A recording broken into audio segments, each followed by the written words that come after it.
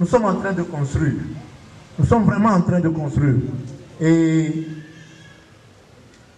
par rapport à la question de M. Atioubé, bon, je crois que nous déplorons aujourd'hui une situation. Et je crois aussi que c'est ce qui nous a poussé, c'est le constat que nous avons fait en lançant cette campagne contre la répression policière et militaire. C'est parce que nous constatons qu'il y a un état de siège de fait. L'état de siège, c'est lorsque le pays traverse certaines difficultés dues à l'invasion étrangère ou bien une situation que seule l'armée peut maîtriser. Mais l'état de siège, ça se décrète. On ne se lève pas un matin pour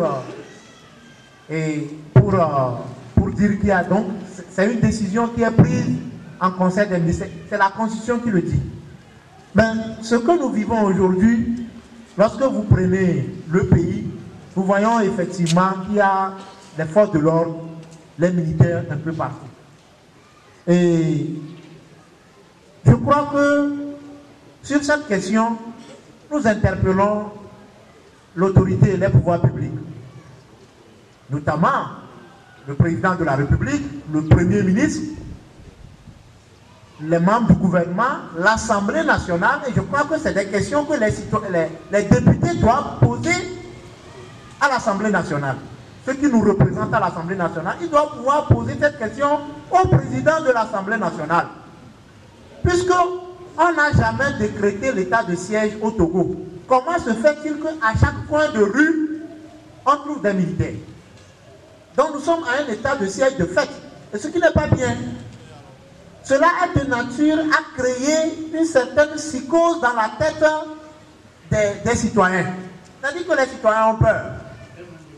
Et il a parlé des RAF, c'était à partir de 18h.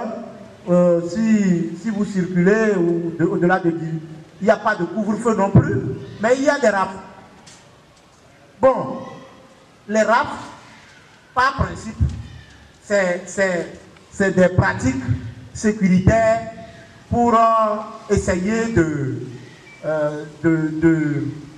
juguler la délinquance. Lorsqu'on constate que dans une zone, il y a un peu de la délinquance, du vol, et on peut essayer d'organiser ce genre de mesures sécuritaires. Mais ce qui se passe aujourd'hui, ce n'est pas ça. Ce n'est pas ça. C'est que ça devient systématique et généralisé. Ça devient systématique. Mieux, ce qui est encore beaucoup plus poignant, c'est que les personnes qu'on interpelle, une fois parfois même à la gendarmerie ou bien dans l'unité de détention, lorsque ces personnes présentent leur carte, normalement on doit les libérer automatiquement. Mais lorsque ces personnes s'identifient, on arrive à les identifier en présentant leur carte, ou bien un parent arrive à amener la carte, et après les avoir identifiés, on les garde dans l'unité de détention. Je crois que c'est une violation de leurs droits. Ce n'est pas normal, ce n'est pas une situation normale. Mieux encore, les actes qu'on inflige à ces personnes quand elles sont interpellées. Cette histoire d'aspersion d'eau, on l'a appris sur les médias. Et les gens ont témoigné qu'une fois dans les centres de détention, on les asperge, c'est-à-dire qu'on les arroge de l'eau. On les empêche de dormir. Et parfois même, quand un moustique se pose sur toi, tu n'as pas le droit de le tuer, de taper pour le tuer. Donc voilà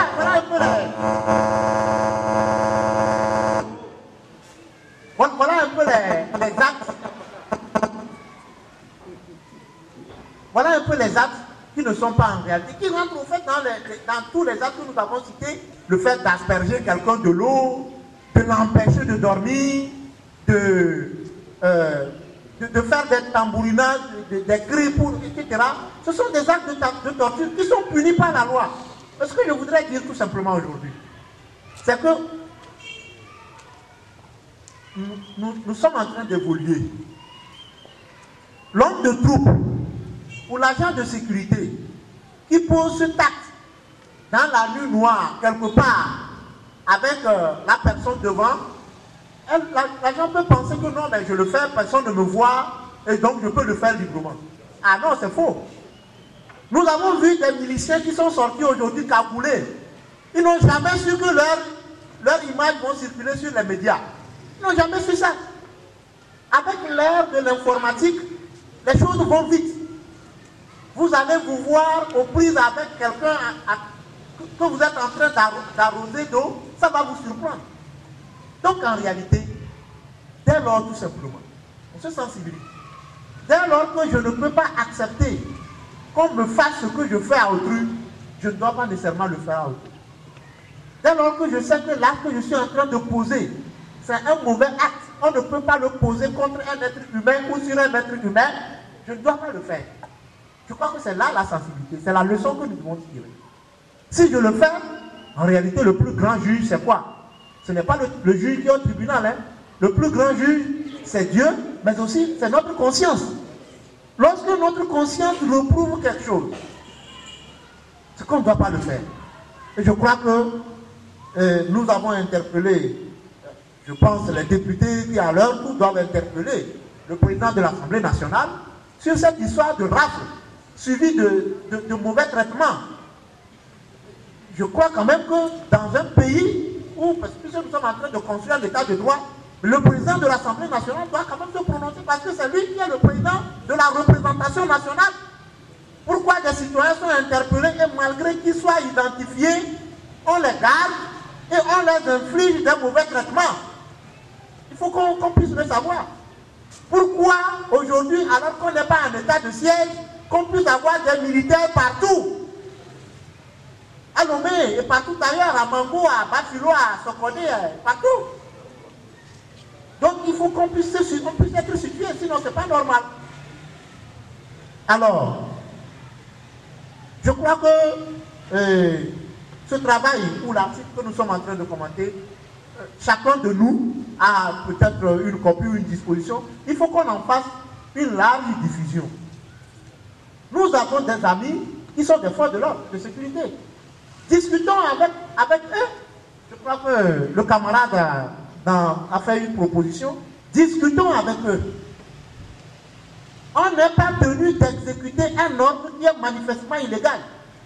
Moi, j'ai envie de dire à celui qui me dit, on me dit que c'est trop facile, non? Oui, c'est vrai, c'est trop facile. C'est facile de le dire, mais difficile de le faire.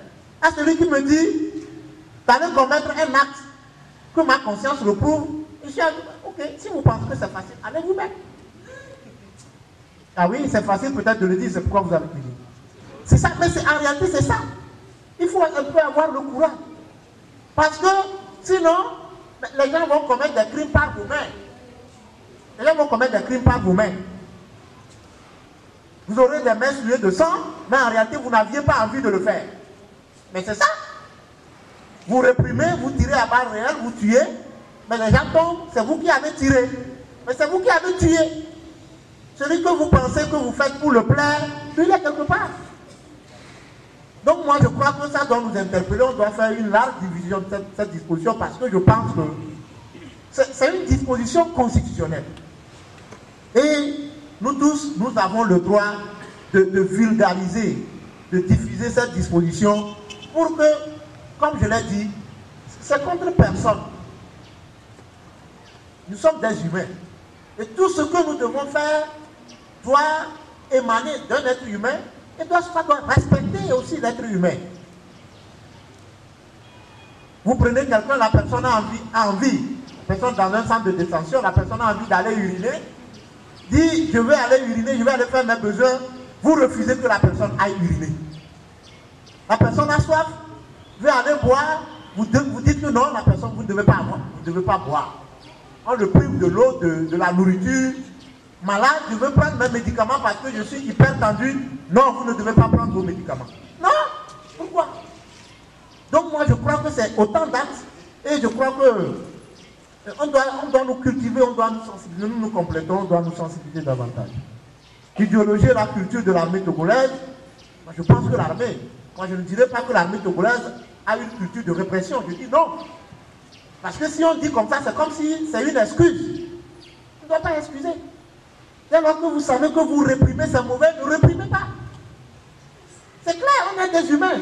Moi, quand on me dit peut-être que c'est quelqu'un qui m'a donné, je serais vraiment inexcusable. Moi, je ne peux pas excuser quelqu'un qui me dit, on m'a dit de le poursuivre jusqu'à sa chambre et de le taper. C'est pas possible. Celui qui vous a dit là, est-ce qu'il est là en vous regardant? Non. Donc moi, je pense que on ne va pas excuser certaines choses. Vous poursuivez quelqu'un, la personne court, elle rentre dans sa chambre. Sous le lit parfois, vous rentrez, vous le prenez, vous le tapez. C'est pas possible. Ça, on ne peut pas dire que c'est quelqu'un qui a donné l'ordre de faire ça. Vous prenez quelqu'un, vous le maîtrisez. Au cours d'une manifestation, vous le maîtrisez. Et vous mettez la personne dans votre fourgonnette. Vous piétinez la personne. Est-ce que c'est votre supérieur qui vous a dit de piétiner la personne? Même si c'est ça, vous ne le faites pas, est-ce qu'il saura? Non. Moi, je pense qu'il y a certains actes. Je crois que l'armée togolaise, je ne dirais pas qu'elle a imbibé de la culture de la répression, mais il appartient à chacun individuellement de savoir, voilà. Donc, oui, des tracts autour de l'article 21, une chanson autour de l'article 21. Bon, je crois que nous partageons tout ça avec vous. Et je pense que... D'accord. D'accord.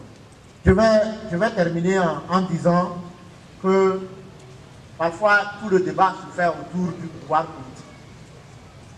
Nous pensons au niveau du Front citoyen Togo Debout que on ne peut pas chercher à accéder au pouvoir au mépris des vies humaines. Ce n'est pas possible. On ne peut pas chercher à accéder au pouvoir au mépris des vies humaines. Parce que quand vous venez, vos projets prendront en compte les vies humaines. Donc vous ne pouvez pas mépriser les vies humaines, tuer des gens pour venir au pouvoir. Au même moment, on ne peut pas chercher